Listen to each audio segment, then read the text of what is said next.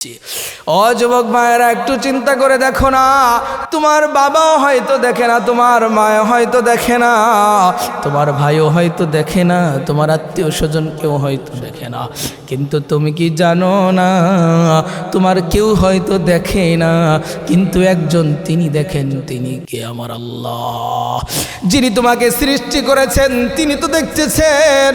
ওহু আলা কুল্লি শাইইন কাদির, তিনার তো সমস্ত প্রকার ক্ষমতা আছে, তিনি সব কিছু জানেন, সব কিছু দেখেন।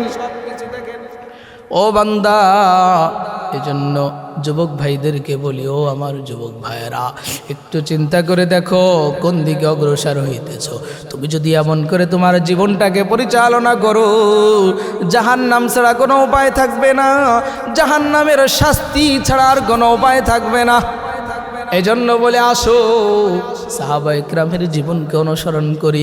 সাহাবায়ে কেরামের জীবন যেমন করে তারা ধারণ করেছে, আল্লাহর প্রিয় পয়গম্বর মুহাম্মদুর রাসূলুল্লাহ সাল্লাল্লাহু আলাইহি ওয়াসাল্লামের সঙ্গী হয়ে তারা যেমন করে তাদের জীবনকে ধন্য করেছে, তাদের জীবনকে পবিত্র বানায়া তারা যেমন করে জান্নাতি বান্দা হয়ে দুনিয়া থেকে গিয়েছে, আসো আমরাও সেই সাহাবায়ে কেরামের জীবনকে ধারণ করে, ওই সাহাবায়ে কেরামদের নমুনায় আমাদের জীবনকে ধারণ করে আমরাও খাঁটি মুমিন মুত্তাকি হয়ে মুহাম্মদুর রাসূলুল্লাহ সাল্লাল্লাহু আলাইহি ওয়াসাল্লামের বন্ধু হয়ে দুনিয়া থেকে যাই, যাতে করে আমাদের মৃত্যুর পরে আমার আল্লাহ আমাদেরকে জান্নাতে দেওয়ার জন্য বাধ্য হয়ে যায়। সাহাবায়ে কেরামের জীবন কেমন করে অনুসরণ করব? হযরতে মুহাম্মদুর রাসূলুল্লাহ সাল্লাল্লাহু আলাইহি ওয়াসাল্লামের সঙ্গী হয়ে সাহাবায়ে কেরাম তাদের জীবন কেমন ধন্য করেছে। আইয়ামে জাহিলিয়াতের জামানায়, যেই যুগ এমন বর্বর ছিল, যেই যুগের মানুষগুলো জ্বলন্ত শিশুকে, জীবিত একজন শিশুকে, সুন্দর টুকটুকে একটা বালককে মাটির ভিতরে পুঁতে রাখতো, ছেলেদেরকে মেয়েদেরকে মাটির ভিতরে পুঁতে রাখা হইতো, মানুষকে মানুষের সামনে রাস্তাঘাটে যেথায় সেথায় হত্যা করে ফেলতো। এমন আইয়ামে জাহিলিয়াতের জামানায় মুহাম্মদুর রাসূলুল্লাহ সাল্লাল্লাহু আলাইহি ওয়াসাল্লামের সান্নিধ্য থেকে, সুহবাতে থেকে হাজার হাজার মানুষ এমন মানুষে রূপান্তরিত হয়েছে, যুগের সবচাইতে শ্রেষ্ঠ মানব হিসাবে মুহাম্মদুর রাসূলুল্লাহ সাল্লাল্লাহু আলাইহি ওয়াসাল্লামের উপরে এই সকল মানুষদের মাকাম এত উপরে, কিয়ামত পর্যন্ত তাদের মাকামে আর কেউ পৌঁছাইতে পারবে না, তাদের মাকামে আর কেউ যাইতে পারবে না। মুহাম্মদুর রাসূলুল্লাহ সাল্লাল্লাহু আলাইহি ওয়াসাল্লামের সুহবাতে থেকে এই মানুষগুলো এমন ধন্য হয়েছে। আল্লাহ রাব্বুল আলামিন তার হাবিবের মাধ্যমে জানা দেয়, আমার হাবিব আপনি আপনার উম্মতদেরকে জানায় দেন, কিয়ামতের ময়দানে প্রতিটা মানুষের জন্য হয়তো তার নেক আমলের কারণে জান্নাত হবে, না হয় তার জন্য জাহান্নামের ফয়সালা হবে। আল্লাহ রাব্বুল আলামিন তার হাবিবকে জানায় দেয়, আমার প্রিয় পয়গম্বর আপনি আপনার উম্মতদেরকে জানায় দেন, কিয়ামত পর্যন্ত যত উম্মত দুনিয়াতে আসবে, বাবা আসবে, সন্তান আসবে, নাতি পুতি করতে করতে কিয়ামত পর্যন্ত বংশ পরস্পর আসতেই থাকবে দুনিয়াতে। দুনিয়ার ময়দানে তার বংশ পরিচয় থাকবে, কিন্তু কিয়ামতের ময়দানে তার কোনো বংশ পরিচয় থাকবে না, কবরেও থাকবে না, হাসরেও থাকবে না, মিজানেও থাকবে না, ফুলসিরাতেও থাকবে না। কবর, হাসর, মিজান, ফুলসিরাত কোনো জায়গায় তার কোনো বংশ পরিচয় থাকবে না, তার পিতামাতার কোনো পরিচয় থাকবে না, সন্তান সন্ততির কোনো পরিচয় থাকবে না, কারো কোনো পরিচয় কিয়ামতের ময়দানে গ্রহণযোগ্য হবে না। একমাত্র একটাই পরিচয় তার গ্রহণযোগ্য হবে, সেই পরিচয়টা হলো সে ইমানদার নাকি বেঈমান। তার ভিতরে ঈমান নামক দৌলত আছে কিনা, আমি আল্লাহর উপরে যে সেই ঈমান এনেছে এই ঈমান কি তার ভিতরে পরিপূর্ণ আছে নাকি অপরিপূর্ণ হয়ে আছে। আল্লাহ তার হাবিবকে জানায় দেয়, হাবিব আপনি আপনার উম্মতদেরকে এটা জানায় দেন, মৃত্যুর আগ মুহূর্তে যেন, মৃত্যুর মুহূর্তে হলো যেন তারা ঈমান গ্রহণ করে দুনিয়া থেকে বিদায় নেয়। ঈমানের সঙ্গে যেই বান্দা দুনিয়া থেকে ত্যাগ করবে, দুনিয়া ত্যাগ করে পরকালে আসবে, আমার আল্লাহ তার হাবিবের মাধ্যমে জানায় দেয়, যেই বান্দা ঈমানের সঙ্গে কবরে আসতে পারবে ওই বান্দা কবর, হাসর, মিজান, ফুলসিরাত সব কিছু পাড়ি দিয়ে হাসরের ময়দানে তাকে ঈমানদার বলে উপস্থিত করা হবে। কিন্তু যদি দুনিয়া থেকে কেউ বেঈমান হয়ে মারা যায়, ঈমান তার ভিতরে না থাকে, ঈমানের মতো দৌলত হারায় যদি দুনিয়া থেকে কোনো বান্দা মৃত্যুবরণ করে, আমার আল্লাহ জানায় দেয় তার হাবিবের মাধ্যমে, হাবিব আপনি জানায় দেন যেই বান্দা বেঈমান হয়ে দুনিয়া থেকে মারা যাবে ওই বান্দার মিজান, হাসর, ফুলসিরাত, কবর সব ঘাটিগুলো তার জন্য ভয়ঙ্কর হয়ে যাবে। কেমন ভয়ঙ্কর হবে, কেমন ভয়ঙ্কর হবে, আমার আল্লাহ তার হাবিবের মাধ্যমে জানায় দেয়, আমার আল্লাহ তার হাবিবের মাধ্যমে জানায় দেয় কবর, হাসর, মিজান, ফুলসিরাতের অবস্থাগুলো কেমন হবে।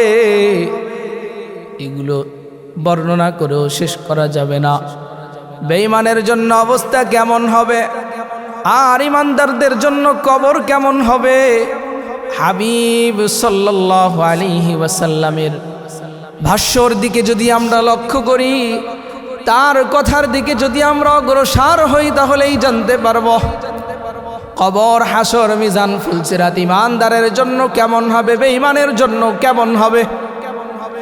আল্লাহ রাব্বুল আলামিন কোরআনুল কারীমের ভিতরে জানায় দেয়, ওয়াসিকাল্লাযীনা ইত্তাকাউ রাব্বাহুম ইলাল জান্নাতি যুমারা।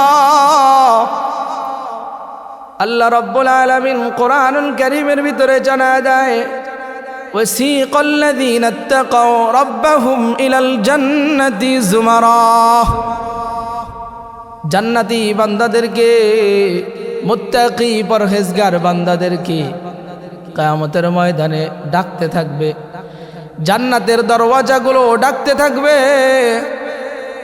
ওয়াসিকাল্লাযীনা ইত্তাকাউ রাব্বাহুম ইলাল জান্নাতি যুমারা। আরে জান্নাতি বান্দাগুলোকে আমার রব কিয়ামতের ময়দানে ডাকতে থাকবে, আসো আমার জান্নাতের ভিতরে প্রবেশ করো, তোমাদের জন্যই তো আমি এত সুন্দর জান্নাতের ব্যবস্থা করে রেখেছি, যেই জান্নাতে তোমরা দুনিয়ার ময়দানে আমল করে আসার কারণে আজ তোমাদের জন্য এত সুন্দর জান্নাত আমি সাজিয়ে রেখেছি। এমন কোন নাজ নেয়ামত তোমাদের জন্য আমি এই জান্নাতের ভিতরে অপরিপূর্ণ রাখি নাই, যেই নাজ নেয়ামত তুমি এই জান্নাতের ভিতরে এসে পাবে না। আমার আল্লাহ সে কথা কোরআনে জানিয়ে দেয়। ওই বান্দাগুলোকে, জান্নাতি বান্দাগুলোকে ডাকা হবে, তোমরা আসো, জান্নাতের দিকে চলে আসো। আমার রবের পক্ষ থেকে তাদেরকে ডাকা হবে, তারা জান্নাতের দিকে অগ্রসর হবে। অগ্রসর হইতে হইতে যখন জান্নাতের নিকটবর্তী হবে, আল্লাহ বলেন, হাত্তা ইদা জাউহা ফুতিহাত আবওয়াবুহা ওয়া ক্বালা লাহুম খাযানাতুহা। আবার আল্লাহ বলেন, হাত্তা ইদা জাউহা ফুতিহাত আবওয়াবুহা। জান্নাতি বান্দাগুলো যখন জান্নাতের সন্নিকটে চলে আসবে, জান্নাতের 8টি দরওয়াজা থাকবে, সবগুলো দরওয়াজা ওই জান্নাতি বান্দাকে প্রবেশ করানোর জন্য তারা খুলে দিয়ে তারা ডাকতে থাকবে, আসো আমার ভিতরেতে তুমি জান্নাতে প্রবেশ করো। আমার আল্লাহ কোরআনে সে কথা জানিয়ে দেয়, ও আমার বান্দারা, ও আমার বান্দারা, দুনিয়া থেকে জান্নাতি হয়ে কবরে আসো, না হয় তোমাদের জন্য পরকাল খুব ভয়াবহ হবে। আর যদি দুনিয়া থেকে ইমানদার হয়ে মুত্তাকি পরহেজগার হয়ে যদি তুমি দুনিয়া থেকে আমি আল্লাহর আদালতে উপস্থিত হইতে পারো, ও বান্দা জেনে রাখো, হাত্তা ইদা যা উহা ফুতিহাত আবওয়াবুহা, জান্নাতের সব দরওয়াজাগুলো তোমাকে সালাম করতে থাকবে আর ডাকতে থাকবে যে এই জান্নাতের ভিতরে যত নাজ নেয়ামত আমার আল্লাহ অবধারিত করে দিয়েছেন সবগুলো তোমার জন্য আমি অবধারিত, তোমার জন্য আমি সবগুলো নিয়ে বসে আছি। জান্নাত তাকে ডাকতে থাকবে, আসো আসো, তোমার জন্য সব নেয়ামত আমি নিয়ে অপেক্ষা করতেছি। কিন্তু বান্দা যদি দুনিয়া থেকে বেঈমান হয়ে মারা যায়, কিন্তু বান্দা যদি দুনিয়া থেকে ইমানদার হয়ে মারা না যাইতে পারে, দুনিয়া থেকে বেঈমান হয়ে যদি বান্দা মারা যায়, হাবিবে কিবরিয়া মুহাম্মদুর রাসূলুল্লাহ সাল্লাল্লাহু আলাইহি ওয়াসাল্লাম জানা দেয় যেই বান্দা জান্নাতি হবে তার জন্য কত পুরস্কার, আর যেই বান্দা জাহান্নামী হবে তার জন্য কেমন ভয়ঙ্কর আযাব থাকবে। আবার আল্লাহ বলেন ওই জান্নাতি বান্দার জন্য জান্নাতের ভিতরে এমন ফল থাকবে, এমন সব নাজ নেয়ামত খাদ্য দিয়ে আমি আল্লাহ ভরপুর করে দিয়েছি। ওই নাজ নেয়ামতগুলো সে দুনিয়ায় তার কিছু নমুনা তাকে আমি দেখিয়ে দিয়েছি। দুনিয়ার এমন কোনো ফল সেখানে থাকবে না, সে পাবে না। দুনিয়ার এমন কোনো ফুল সেখানে থাকবে না, সে পাবে না। দুনিয়ার এমন কোনো সঙ্গী সেখানে থাকবে না, সে পাবে না। তার অন্তরে এমন কোনো খাবারের চাহিদা জাগবে না যেটা সে পাবে না। আমার আল্লাহ জানায় দেয়, ও বান্দারে, শুধুমাত্র একটা তোমার ভিতরে অর্জন করতে হবে, সেটা হলো ইমানের মতো দৌলত নিয়ে তুমি কবরে আসো। ইমানের মতো দৌলত নিয়ে কবরে আসো, তোমার জন্য সব অবধারিত। কিন্তু যদি বেঈমান হয়ে মারা যায়, কিন্তু যদি বেঈমান হয়ে মারা যায়, ওই বান্দার অবস্থা কেমন হবে? হাবিবে কিবরিয়া মুহাম্মদুর রাসূলুল্লাহ সাল্লাল্লাহু আলাইহি ওয়াসাল্লাম জানান, যেই বান্দা জাহান্নামী হয়ে দুনিয়া থেকে যাবে, বেঈমান হয়ে যেই বান্দা দুনিয়া থেকে যাবে, আমার আল্লাহর আদালতে তাকে যখন দাঁড় করানো হবে, হিসাব নিকাশ যখন তার কিছুতেই সে পাস করতে পারবে না, হিসাব নিকাশ যখন সব কিছুতে সে ফেল হয়ে যাবে, জাহান্নামের আসামি বলে সে বিবেচিত হয়ে যাবে, আল্লাহ তখন জাহান্নামের ফেরেশতাদেরকে বলবে, ওয়াসিকাল্লাযীনা কাফারু ইলা জাহান্নামা যুমারা, আল্লাহ জাহান্নামী বান্দাগুলোকে, যারা আল্লাহকে অস্বীকার করেছে, বেঈমান হয়ে দুনিয়া থেকে মৃত্যুবরণ করেছে, জাহান্নামের ফেরেশতাদেরকে আল্লাহ রাব্বুল আলামিন নির্দেশ দিয়ে দিবে, ও ফেরেশতারা রে, ওই যে জাহান্নামী বান্দাগুলো তোমরা দেখতেছো, ওই যে একদল জাহান্নামী বান্দারা হাসরের ময়দানে ঘোরাফেরা করতেছে, ওদেরকে লয়ে যাও, ওদেরকে হাসরের ময়দান থেকে নিয়ে যাও, ওদেরকে হাসরের ময়দান থেকে বিতাড়িত করে ধাক্কাইতে ধাক্কাইতে জাহান্নামের গর্তের ভিতরে নিক্ষেপ করে দাও। এমন করে আমার আল্লাহর আদেশ পেয়ে ফেরেশতাগণ দৌড়া গিয়ে ওই জাহান্নামী বান্দাগুলোকে ধরে ফেলবে, জাহান্নামী বান্দাগুলোকে ধরে জাহান্নামের দিকে ধাক্কাইতে ধাক্কাইতে নিয়ে যাবে। আল্লাহ রাব্বুল আলামিনের নির্দেশ পেয়ে ওই ফেরেশতারা জাহান্নামী বান্দাগুলোকে জাহান্নামের দিকে ধাক্কায় ধাক্কায় নিক্ষেপ করবে। শুধু তাই নয়, 1000 বছর ওই জাহান্নামের ভিতরে তারা পড়ে থাকবে, 1000 বছর তারা জাহান্নামের ভিতরে লিপ্ত হয়ে থাকবে, 1000 বছর তারা জাহান্নামের ভিতরে থাকবে। দিন যাবে আর জাহান্নামের গর্তের ভিতরে তারা ধাপিত হতে থাকবে। আল্লাহ রাব্বুল আলামিন জানায় দেয়, ও আমার বান্দারে, তোমরা যদি জানো, তোমরা যদি জাহান্নামের আযাবকে দেখতে পারতে, তোমাদের চোখের সামনে যদি একবার জাহান্নামের আযাবকে এনে দেওয়া হতো, কিয়ামত সংঘটিত হয়ে গেলেও তোমরা আর কোনোদিন গুনাহের কাজ করতে না। কিয়ামত সংঘটিত হয়ে গেলেও তোমরা কোনোদিন আমি আল্লাহর নাফরমানি করতে না। তোমাদেরকে যদি জ্বলন্ত আগুনের ভিতরেও ফেলে দেওয়া হয়, উত্তপ্ত আগুনের ভিতরেও ফেলে দেওয়া হয়, তবুও তোমরা গুনাহের কাজের দিকে অগ্রসর হইতে না, তারপরও তোমরা নাফরমানিতে লিপ্ত হতে না, ঈমান থেকে বেঈমান হতে না। যদি তোমাদের সামনে একবার আমি আল্লাহ তোমাদের সামনে যদি জাহান্নামের আযাবকে আমি উপস্থিত করে দেই,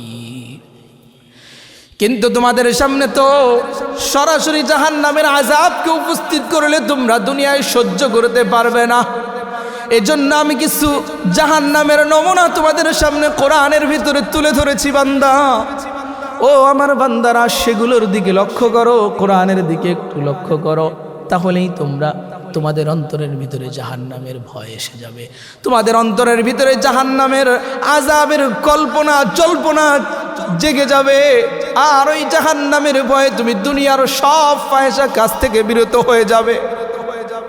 দুনিয়ার কোনো কাজ তোমার ভালো লাগবে না, দুনিয়ার কোনো কিছু তোমার ভালো লাগবে না, দুনিয়ার খেলতামাশা তোমার ভালো লাগবে না, শুধু তুমি পরকাল নিয়েই চিন্তায় থাকবে। কিন্তু তোমার সামনে আমি সরাসরি জাহান্নামের আযাব যদি উপস্থিত করি নাই, কিন্তু তার নমুনা তোমাকে আমি দুনিয়ায় দেখায় দিচ্ছি। তুমি কি দেখো না, দুনিয়ার সামান্য আগুন সহ্য করা আমার আপনার জন্য সহ্য হয় না, আমার আপনার সাধ্যে কুলায় না, তাহলে জাহান্নামের জ্বলন্ত হাজার হাজার কোটি গুণ বৃদ্ধি যেই আগুন থাকবে, হাজার বছর ধরে প্রজ্বালিত যেই আগুন জ্বলতেছে, এই আগুনের লেলিহান কেমনে সহ্য করব? আহারে, এই জন্য যুবক ভাইদেরকে বলি, ও আমার যুবক ভাইরা, ও বৃদ্ধ বাবাজিরা, জীবন যৌবন সব শেষ হয়ে যাইতেছে, শেষ মুহূর্তে উপনীত হয়েছেন। দুনিয়াকে পিছে ফেলা দেন, দুনিয়ার খেলতামাশাকে সব কিছু পিছে হটায় দেন, পরকালের দিকে আমার আল্লাহর দিকে ধাবিত হন। কোরআন সুন্নাহ অনুযায়ী জীবনকে এখন থেকে পরিচালনা শুরু করে দেন। কারণ আপনি যেভাবে আপনার আমার জীবনকে পরিচালনা করতেছি, ও যুবক ভাই, আমি আপনি যেভাবে আমার আপনার জীবনকে পরিচালনা করতেছি, এমন করে যদি আমরা জীবনের শেষ মুহূর্ত পর্যন্ত আগাই, জীবনের শেষ নিঃশ্বাস যদি এভাবেই আমরা ত্যাগ করি, তাহলে মৃত্যুর পরে আমাদের জন্য কবরের ওই ভয়ঙ্কর আযাব, কবরের ওই ভয়ঙ্কর শাস্তি আমাদের জন্য সহ্য করা সম্ভব হবে না।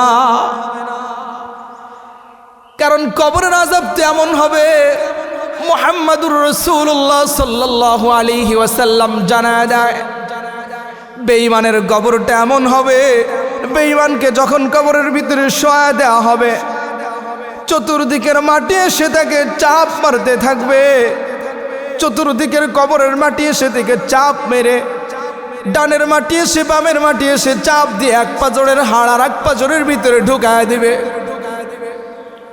উপর থেকে মাটি চাপা দিয়ে দিবে।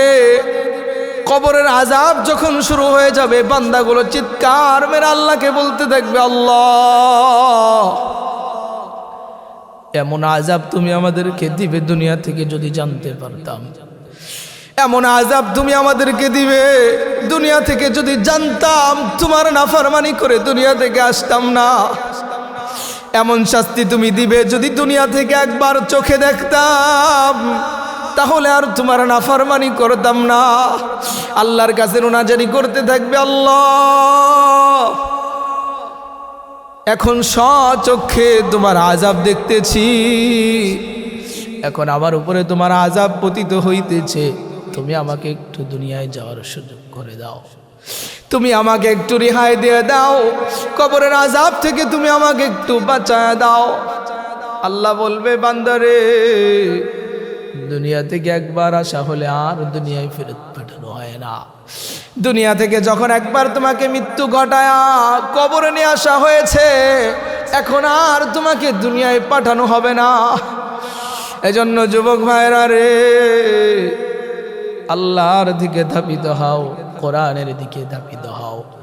দুনিয়ার খেলার পিছনে পড়ো না, দুনিয়ার ধোঁকার পিছনে আর কতদিন তুমি চলবে, দুনিয়ার ধোঁকার পিছনে আর কতদিন এভাবে থাকবে।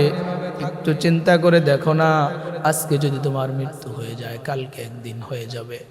আজকে যদি তোমার মৃত্যু হয়ে যায়, কালকে একদিন হয়ে যাবে। পশু 2 দিন হয়ে যাবে, তারপরে 3 দিন হয়ে যাবে, এমন করে 1 দিন 2 দিন করতে করতে বছর পার হয়ে যাবে, 1000 দিন চলে যাবে। দুনিয়ার মানুষ একদিন তোমাকে ভুলে যাবে। আজকে তুমি মারা গেলে কালকে তোমার মা কান্না করবে, বাবা কান্না করবে, 1 দিন 2 দিন কান্না করবে, পরশুদিন ভাই কান্না করবে, 2-1 দিন পরে ভাই আর কান্না করবে না, স্ত্রী থাকলে স্ত্রী কান্না করবে, 2-4 দিন পরে স্ত্রী অন্যত্র বিবাহ হয়ে যাবে, তারপরে সেও আর কান্না করবে না, সেও তার আমোদ ফুর্তিতে থাকবে। দুনিয়ায় যে স্ত্রীকে নিয়ে তুমি 20টা বছর 30টা বছর অতিবাহিত করেছো, কোরআন এবং সুন্নাহকে মানো নাই, তোমার জিন্দেগি যেভাবে ইচ্ছা সেভাবে তুমি পরিচালনা করেছো, তোমার মন চাহি জিন্দেগি তুমি পরিচালনা করেছো।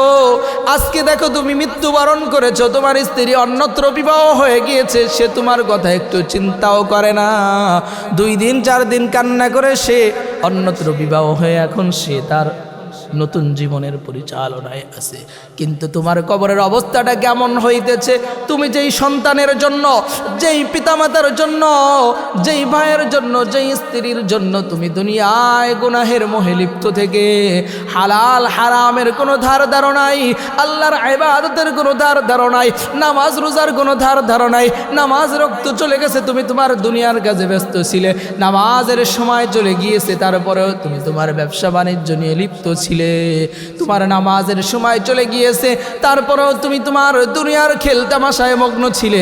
আজকে তোমার ওই সব ব্যবসা বাণিজ্য, আজকে তোমার ওই সব টাকা পয়সা অর্থ করি কোথায় গিয়েছে? কিছুই তোমার কাজে আসতেছে না। আজকে তুমি শুধু একা, তোমাকে একা কবরে রেখে সবাই চলে গিয়েছে। আজকে তুমি একা হয়ে বুকা কবরের ভিতরে আযাবের ভিতরে লিপ্ত হয়ে আছো। তারপরও কেন তোমাদের বুঝে আসে না রে বান্দা? ও যুবক ভাইয়েরা, একটু চিন্তা করে দেখো না, আজকে যদি তোমার মৃত্যু হয়ে যায়, তোমার কবরের অবস্থাটা কেমন হয়ে যাবে? রাতে যখন বিছানায় ঘুমাইতে যাও, কানের ভিতরে হেডফোন লাগায় গান বাজাইতে বাজাইতে তুমি ঘুমাইতে থাকো, তোমার অন্তরে কি একটু চিন্তা জাগে না? হায় রে, রাতের গভীর অন্ধকারে যদি আমার মৃত্যু হয়ে যায়, আমার কবরটা কেমন হবে? আমি তো বেঈমান হয়ে না জানি মৃত্যুবরণ করতেও পারি।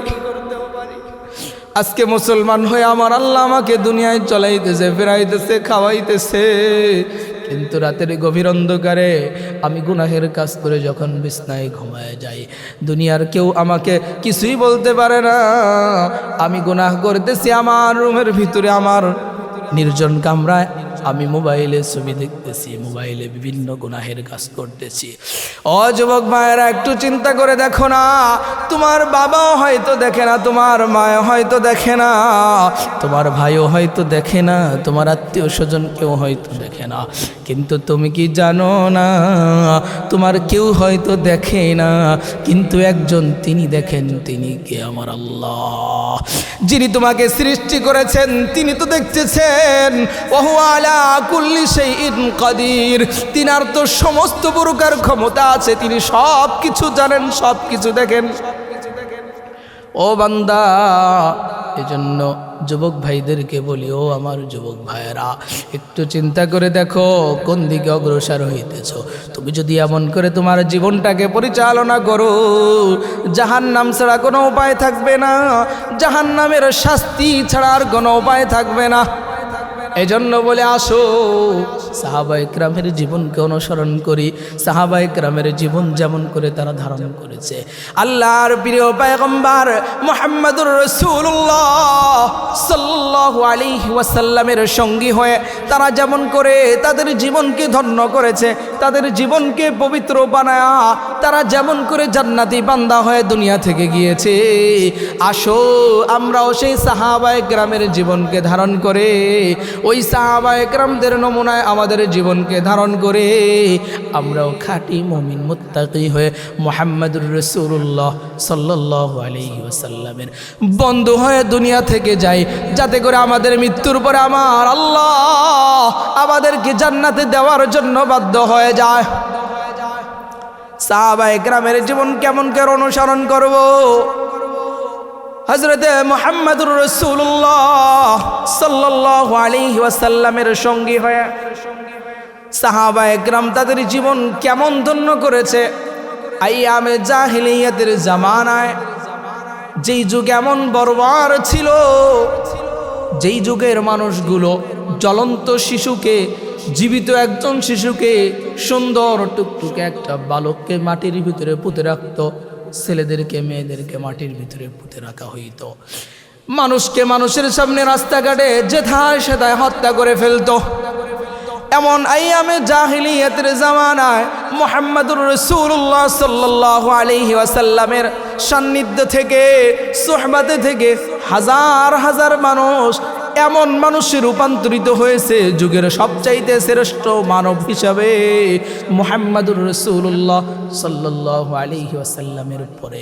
এই সকল মানুষদের মাকাম এত উপরে, কিয়ামত পর্যন্ত তাদের মাকামে আর কেউ পৌঁছাইতে পারবে না, তাদের মাকামে আর কেউ যাইতে পারবে না। মুহাম্মদুর রাসূলুল্লাহ সাল্লাল্লাহু আলাইহি ওয়াসাল্লামের সুহবাতে থেকে এই মানুষগুলো এমন ধন্য হয়েছে। হাবিবে কিবরিয়া মুহাম্মদুর রাসূলুল্লাহ সাল্লাল্লাহু আলাইহি ওয়াসাল্লামের সাহাবী কেমন ছিলেন হযরতে আবু যর, কেমন ছিলেন হযরত ওমর, কেমন ছিলেন হযরতে আবু বকর, উসমান, আলী, হাজার লক্ষ সাহাবী তারা কেমন ছিল, যদি একটু আমরা তাদের দিকে লক্ষ্য করি তাহলেই দেখতে পারবো। রাসূলের প্রিয় সাহাবীগণ রাসূলের সান্নিধ্য থেকে তারা আমার আল্লাহর ভয় তাদের অন্তরে কি পরিমাণ ঢুকেছে, তারা আমার আল্লাহর ভয় কি পরিমাণ তাদের ভিতরে ঢুকেছে, যে 24টা ঘন্টায় শুধু তারা চিন্তা করে, না জানি কোন কাজে আমার আল্লাহ সন্তুষ্ট হয়ে যায়, কোন কাজটা আল্লাহর নাফরমানি হয়ে যায়, আর কোন কাজটার কারণে হাবিবে কিবরিয়া মুহাম্মদুর রাসূলুল্লাহ আমার উপর অসন্তুষ্ট হয়ে যায়। 24টা ঘন্টা তারা এই চিন্তাই শুরু করেছে। এক সাহাবী আল্লাহর হাবিব সাল্লাল্লাহু আলাইহি ওয়াসাল্লামের কাছে দৌড়া গিয়ে কান্না করে। রাসূল বলে, এ সাহাবী তোমার কি হয়েছে একটু বলো। আল্লাহর প্রিয় পয়গম্বর মুহাম্মদুর রাসূলুল্লাহ সাল্লাল্লাহু আলাইহি ওয়াসাল্লামের সাহাবীর নাম হলো সালাবা। সালাবা রাস্তা দিয়ে হাঁটতেছে, যাইতেছে একদিকে। এবার সালাবার নজর পড়েছে একজন মহিলা বাসার ভিতরে কাপড় দিয়ে পর্দা দিয়ে ঘিরে, ওই গোসলখানার ভিতরে একজন মহিলা সাহাবী গোসল করতেছে। ওই মহিলার দিকে তার মহিলা গোসল করতেছে, কাপড় দিয়ে চতুর্পাশে ঘিরে গোসল করতেছে। সালাবা রাস্তা দিয়ে যাইতেছে। এবার বাতাসের কারণে একটু পর্দাটা যখন সরে যায়, সালাবার নজর ওই দিকে চলে যায়। 2-3 বার নজর যাওয়ার পরে সালাবার নজর যখন 2-3 বার ওই সাহাবীর দিকে চলে যায়, বাতাসে কাপড় সরে যায় আর সালাবার নজর ওই দিকে চলে যায়। সালাবার অন্তরের ভিতরে শয়তানের ধোঁকা এসে যায়। শয়তানের ধোঁকা আসার সঙ্গে সঙ্গে সালাবা শয়তান হয়ে অন্তরে কুচিন্তা জেগে যায়, গুনাহের খায়েশ সালাবার অন্তরে জেগে যায়। সালাবা সঙ্গে সঙ্গে অগ্রসর হয়ে পর্দার ভিতর দিয়ে হাত দেয় মহিলার দিকে। মহিলাকে হাত দিয়ে ইশারা করে। মহিলা বলে, না না, তুমি তো নবীর সাহাবী, মুহাম্মাদের সাহাবী, তুমি তো গুনাহ করতে পারো না। সালাবা বলে, কেউ তো দেখবে না, তুমি আর আমি তো এখানে আছি, আর কেউ তো দেখবে না, দুনিয়ার কোনো মানুষ তো এখানে নাই। পর্দার ভিতর থেকে সাহাবী সালাবাকে বলে ওঠে, এ সালাবা, দুনিয়ার কেউ নাও দেখতে পারে, দুনিয়ার কেউ নাও দেখতে পারে, ওমরও দেখবে না, আবু বকরও দেখবে না, ওমরও দেখবে না, আবু বকরও দেখবে না, মুহাম্মদুর রাসূলুল্লাহ সাল্লাল্লাহু আলাইহি ওয়াসাল্লামও দেখবে না, কিন্তু তোমার আমার স্রষ্টা যিনি, তিনি তো দেখতেছেন আল্লাহ।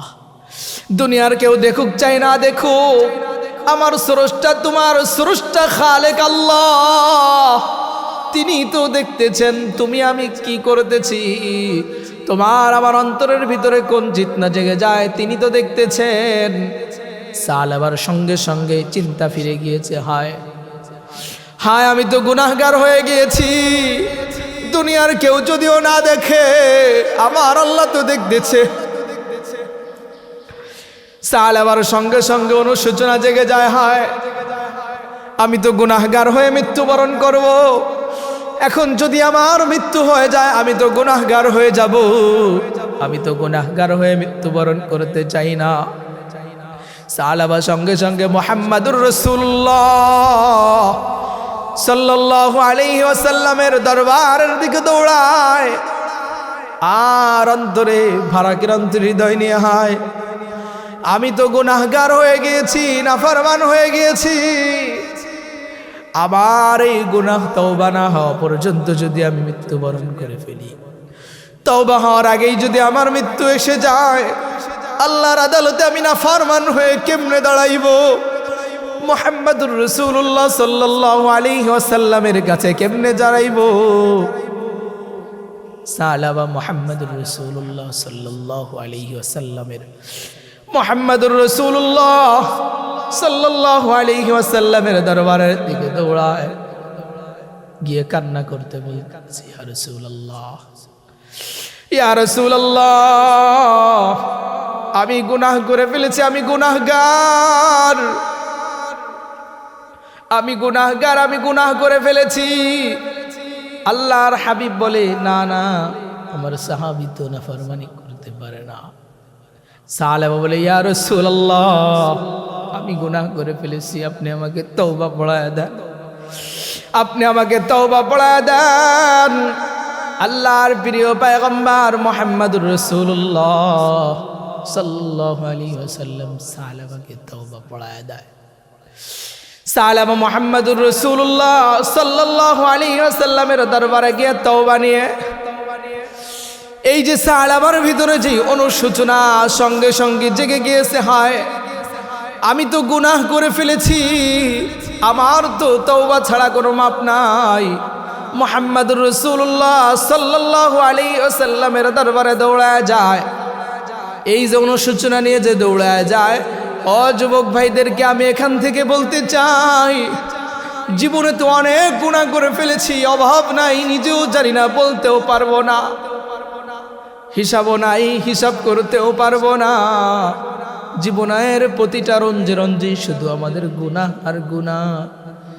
কিন্তু যদি সাহাবার মতো একটু তওবা করতে পারি, আল্লাহর হাবিবের সোহবাতে থেকে তারা যেমন তওবা শিখেছে, আমরা যদি তাদের মতো একটু তওবা করে দুনিয়া থেকে বিদায় নিতে পারি, তাহলে ওই সাহাবার মতো সাহাবীদের সঙ্গেই আমাদের কিয়ামতের ময়দানে হাসর নাসর হবে।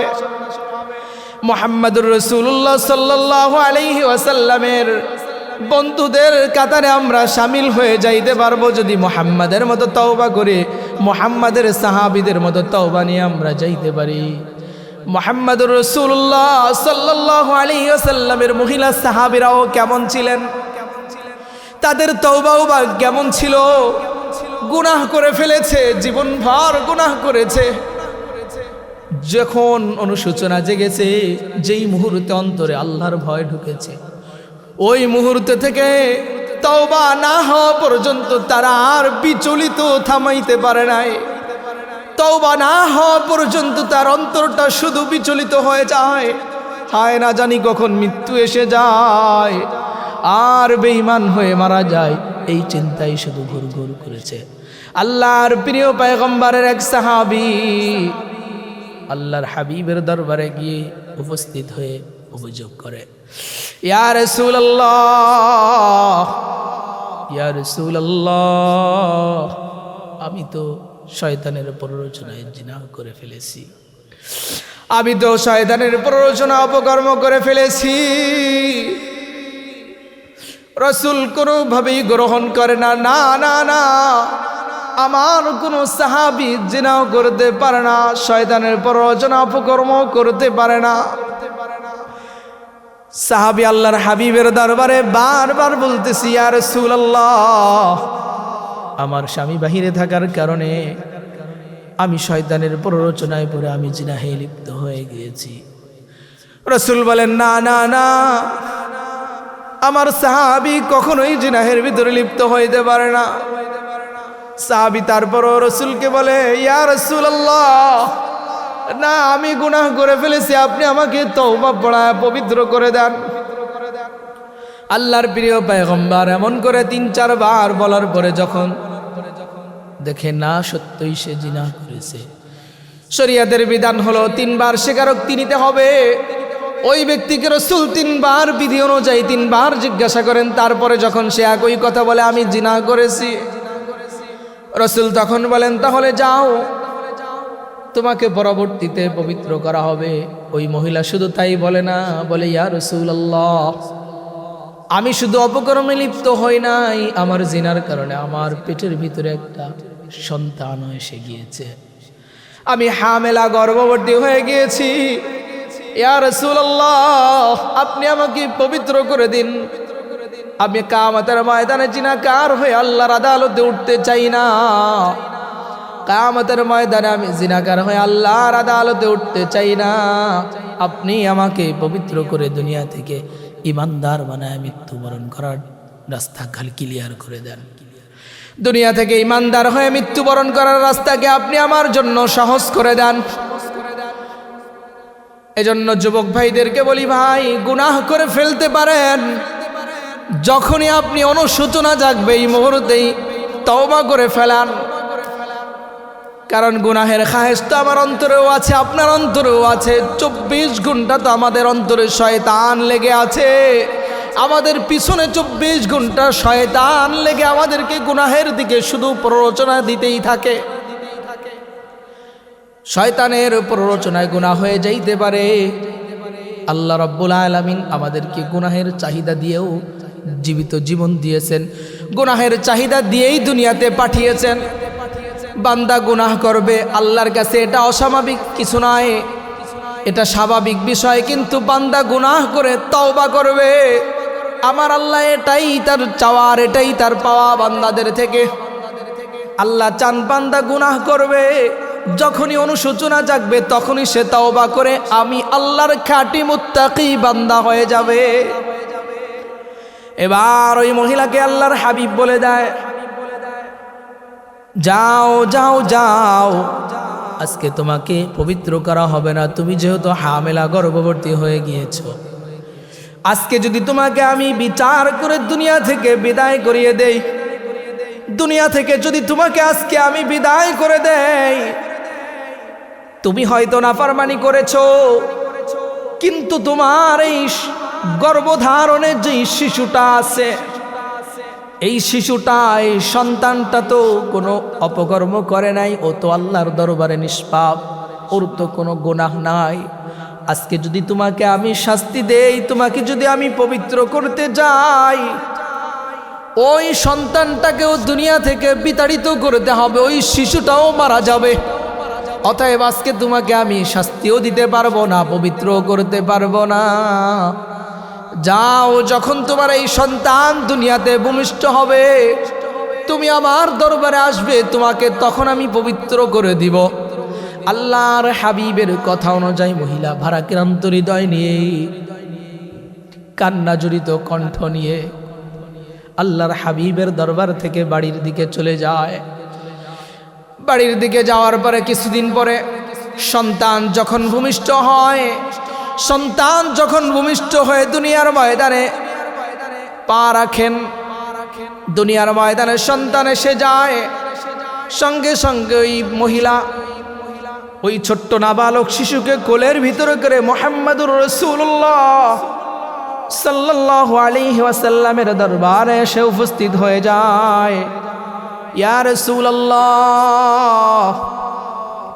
আজকে আমার এই যে সন্তান ভূমিষ্ঠ হয়েছে, এই যে সেই সন্তান আমি কোলে করে নিয়ে আপনার দরবারে উপস্থিত হয়েছি, এই যে সেই সন্তান, যেই সন্তানটা আমি জিনাহ করার কারণে আমার গর্ভে ধারণ হয়েছিল, আমার গর্ভে এসেছিল, আজকে এই সন্তান ভূমিষ্ঠ হয়েছে, আমি এই সন্তানকে নিয়ে আপনার দরবারে এসেছি।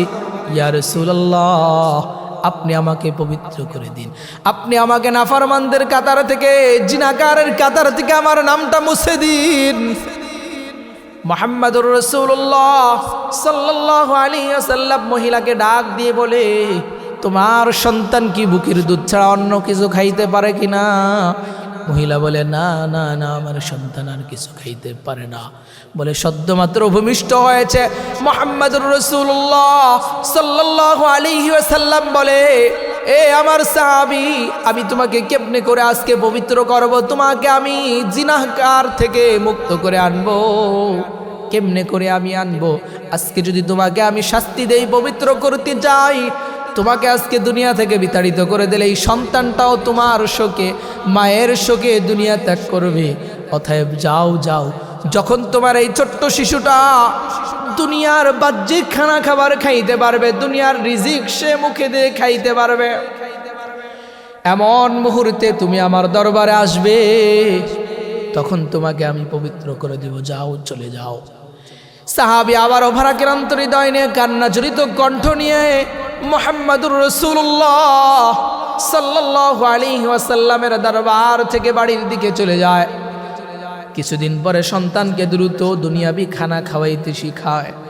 যখন সন্তান একটু গালের ভিতরে শুকনো রুটি দিয়ে চাবাইতে শিখেছেন, তখনই আবার সন্তানকে কোলে করে দৌড়ায় রাসূলের দরবারে চলে এসেছে। ইয়া রাসূলুল্লাহ, এই যে আমার সেই সন্তান, আর আমি আপনার দরবারে উপস্থিত হয়েছি। আপনি তো বলেছিলেন যদি তোমার সন্তান যেই দিন দুনিয়ার খানা খাবার খাইতে পারবে, হাত দিয়ে যখন নিজের খাবার নিজে খাইতে পারবে, ওই দিন তুমি আসবে, তোমাকে আমি পবিত্র করে দিব, জিনাকার থেকে মুক্ত করে দিব। আজকে আমার সন্তান এই যে খাবার খাইতে পারে, আজকে আপনি আমাকে পবিত্র বানায় দিন। মুহাম্মাদুর রাসূলুল্লাহ সাল্লাল্লাহু আলাইহি ওয়াসাল্লামের সামনে উপস্থিত করেছেন। সন্তানের হাতে শুকনা রুটির একটু টুকরা দিয়ে, গালের ভিতরে একটু টুকরা দিয়ে সন্তানকে কোলে করে মুহাম্মাদুর রাসূলুল্লাহর দরবারে উপস্থিত হয়েছেন। এবার রাসূলুল্লাহ সাল্লাল্লাহু আলাইহি ওয়াসাল্লাম এক সাহাবীকে ডাক দেয়, আমার সাহাবী এদিকে আসো। মুহাম্মাদুর রাসূলুল্লাহ সাল্লাল্লাহু আলাইহি ওয়াসাল্লামের কথা শুনে সাহাবী দৌড়ায় আসে। এবার রাসূল ডাক দিয়ে বলে, এ আমার সাহাবী, এই যে ছোট্ট নাবালক শিশুটার দায়িত্ব তোমাকে দিলাম, আজ থেকে তুমি এই সন্তানটা লালন পালন করবে। আর সাহাবীদেরকে ডাক দিয়ে বলে, তোমরা এদিকে আসো, এই যে জিনাকার মহিলাকে নিয়ে যাও। এই জিনাকার মহিলাকে নিয়ে ওই পাহাড়ের ভিতরে কোমর পর্যন্ত মাটি খনন করে তাকে ওখানে দাফন করে দাও। কোমর পর্যন্ত মাটি খনন করে সেখানে তাকে কোমর পর্যন্ত মাটির ভিতরে ডাবায়া জিনার শাস্তি হাত মেরে তাকে দুনিয়া থেকে বিতাড়িত করে দাও। মুহাম্মাদুর রাসূলুল্লাহ সাল্লাল্লাহু আলাইহি ওয়াসাল্লামের কথা অনুযায়ী, তার নির্দেশ অনুযায়ী সাহাবায়ে কেরাম রাদিয়াল্লাহু তাআলা আনহুম তারা ওই মহিলাকে নিয়ে গর্তের ভিতরে ঢুকায়া, কোমর পর্যন্ত মাটির ভিতরে ডাবায়া পাথর নিক্ষেপ করতেছে চতুর্দিক থেকে। পাথর নিক্ষেপ করতে করতে ওই জিনাকার মহিলার শরীর থেকে রক্ত ছিটে এক সাহাবীর শরীরে লাগার সঙ্গে সঙ্গে সাহাবী তিরস্কার করে বলতেছে, হায়, জিনাকারের রক্ত আমার শরীরে লেগে গিয়েছে, না জানি আমার কি হয়। জিনাকারের শরীরের রক্ত আমার শরীরে লেগে গিয়েছে, না জানি আমি নাফরমান জিনাকার হয়ে যাই কিনা। তিরস্কার করে এভাবে বলতে আছে। এই আওয়াজ মুহাম্মাদুর রাসূলুল্লাহ সাল্লাল্লাহু আলাইহি ওয়াসাল্লামের কানে পৌঁছার সঙ্গে সঙ্গে মুহাম্মাদুর রাসূলুল্লাহ সাল্লাল্লাহু আলাইহি ওয়াসাল্লাম ডাক দিয়ে সাহাবীকে বলেন, এ আমার সাহাবীরা, তোমরা ওই মহিলাকে তিরস্কার করো না, তিরস্কার করো না। তাকে জিনাকার বলে ডেকো না, তারা জিনাকার বলে উপহাস করো না। কারণ কি মুহাম্মাদুর রাসূলুল্লাহ সাল্লাল্লাহু আলাইহি ওয়াসাল্লাম বলে দেয়, আমার সাহাবী যেই দিন জিনা করে ফেলেছেন, জিনা করার ওই মুহূর্ত থেকেই আল্লাহর আদালতে এমনভাবে তওবা শুরু করেছেন, তার অন্তর থেকে এমনভাবে তওবা শুরু করেছে, আর চোখের পানি ফেলায় এমনভাবে কান্না করেছে, এমনভাবে কান্না করেছে, আর চোখের পানি ফেলায়া অন্তর থেকে কান্না করেছে আর তওবা করেছে, আল্লাহ, আপনার আদালতে আমি জিনাকার হয়ে দাঁড়াইতে চাই না, আপনি আমাকে পবিত্র করে দুনিয়া থেকে মৃত্যু দিয়েন, আপনি আমাকে জিনাকার বলে দুনিয়া থেকে নিয়েন না। এমন ভাবে তওবা করেছে, এই তওবা এমন আল্লাহর দরবারে কবুল হয়েছে। ও আমার সাহাবীরা, তোমাদের সকলের ঈমান এক পাল্লায় রাখলে যতটুকুন ওজন না হবে, এই যে সাহাবী যাকে তোমরা উপহাস করতেছো, তার তওবা আল্লাহর আদালতে এমন কবুল হয়েছে যে তার ঈমানকে যদি এক পাল্লায় রাখা হয় তাহলে তোমাদের সবার ঈমানের চাইতে ভারী হয়ে যাবে। তোমাদের ঈমানের চাইতে তার ঈমান ভারী হয়ে যাবে। আল্লাহর হাবিব এই কথা সাহাবা ইকরামদেরকে জানায় দেয়। আল্লাহর হাবিব সাল্লাল্লাহু আলাইহি ওয়াসাল্লামের এই হাদিস থেকে, এই কথা থেকে বোঝা যায় যে আমি আপনি জীবনভর গুনাহ করতে পারি, খাঁটি দিলে যদি তওবা করতে পারি, একবার যদি তওবা আল্লাহর আদালতে কবুল হয়ে যায়, জীবনভর গুনার দিকে আমার আল্লাহ একটা নজরও তাকাবে না। আমার তওবার কারণে আমাকে জান্নাতি বানায় দিবে। আমার তওবার কারণে আমাকে আল্লাহ জান্নাতি বানায় দিবে। এজন্য সাহাবা ইকরামের জীবনের দিকে একটু লক্ষ্য করুন। সাহাবা ইকরাম কেমন তওবা করেছেন। আল্লাহ রাব্বুল আলামিন কোরআনুল কারীমে বলেন, আত-তাইবু মিনায-যামবি কামাল্লা দামবালাহ। আল্লাহর হাবিব সাল্লাল্লাহু আলাইহি ওয়াসাল্লাম বলেন, আত-তাইবু মিনায-যামবি কামাল্লা দামবালাহ। আমার যে উম্মত গুনাহ করার পরে তওবা করলো, খাঁটি দিলে আমি আল্লাহর দরবারে, খাঁটি দিলে আল্লাহর দরবারে যখন তওবা করবে, আল্লাহর হাবিব বলেন, খাঁটি দিলে যদি কোনো বান্দা গুনাহ করার পরে আমার আল্লাহর দরবারে তওবা করে, আল্লাহর হাবিব বলেন, আত-তাইবু মিনায-যামবি কামাল্লা যামবালাহু। আরে কেমন জানি সে গুনাহই করে নাই, কেমন জানি সে দুনিয়ার কোনো গুনাহই করে নাই। আল্লাহর হাবিব বলেন যে জীবন ভর গুনাহ করেছে, কিন্তু যখন একবার কোনো বান্দা খাঁটি দিলে তওবা করবে, আর তার তওবাটা যদি আল্লাহর আদালতে গ্রহণযোগ্য হয়ে যায়, কবুল হয়ে যায়, জীবন ভর গুনাহ করতে পারে, কিন্তু কেমন জানি সে নিষ্পাপ মাসুম হয়ে দুনিয়া থেকে বিদায় নিবে। যেই মুহূর্তে তওবা করবে, তওবা কবুল হবে, ওই মুহূর্তটা কেমন জানি সে নিষ্পাপ মাসুম বান্দা হয়ে যাবে। কেবলমাত্র সদ্য মায়ের পেট থেকে ভূমিষ্ঠ হয়েছে এমন একজন বান্দা হবে। এজন্য আমি যুবক ভাইদেরকে বলবো, এখন গুনাহ করতে পারো, আমি তুমি গুনাহ করতে পারি। আয় গুনাহ আমাদেরকে 24 ঘন্টায় ডাকতে থাকে, গুনাহ আমাদেরকে 24 ঘন্টায় ডাকতে থাকে।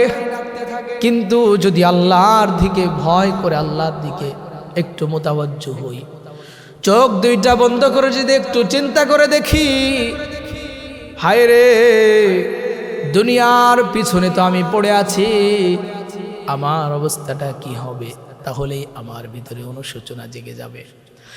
আর যদি অন্তর থেকে একবার পরিপূর্ণ খালেস দিলে তওবা করতে পারি, আর আল্লাহর মহাব্বত আর ভালোবাসার মারিফাত অন্তরে ঢুকাইতে পারি, যৌবন বয়স থেকে যদি আল্লাহর মহাব্বত আর মারিফাতের জোশ যদি আমার অন্তরে ঢুকাইতে পারি, এই দুনিয়া থেকেই আমি একজন ঈমানদার মুত্তাকি পরহেজগার বান্দা হয়ে দুনিয়া থেকে আমার আল্লাহর আদালতে যাইতে পারবো। এজন্য প্রিয় ভাইরা রে, যুবক বয়সে সাহাবায়ে কেরাম কেমন ইবাদত করেছেন, আল্লাহর হাবিব কেমন শিক্ষা দিয়েছেন, আমাদেরকে কেমন ইবাদত করতে বলেছেন, একটু যদি লক্ষ্য করি তাহলেই বুঝতে পারবো। মুহাম্মাদুর রাসূলুল্লাহ সাল্লাল্লাহু আলাইহি ওয়াসাল্লামের সান্নিধ্যে থেকে আল্লাহর প্রতি তাদের ভালোবাসার কেমন ঈমান তাদের ভিতরে ঢুকেছে, আর ইসলামের ভিতরে তারা কেমন করে প্রবেশ করেছেন, আল্লাহর হাবিব সাহাবায়ে কেরামকে কেমন ভাবে ইসলামে ঢোকার জন্য অনুমতি আদেশ করেছেন, এদিকেও যদি আমরা লক্ষ্য করি তাহলে আমরা দেখতে পারবো সাহাবা একরামদের জীবন আমাদের সঙ্গে মিলাইতে হবে। যদি মিলাইতে পারি তাহলেই তো আমরা তাদের মতো হয়ে যাইতে পারবো।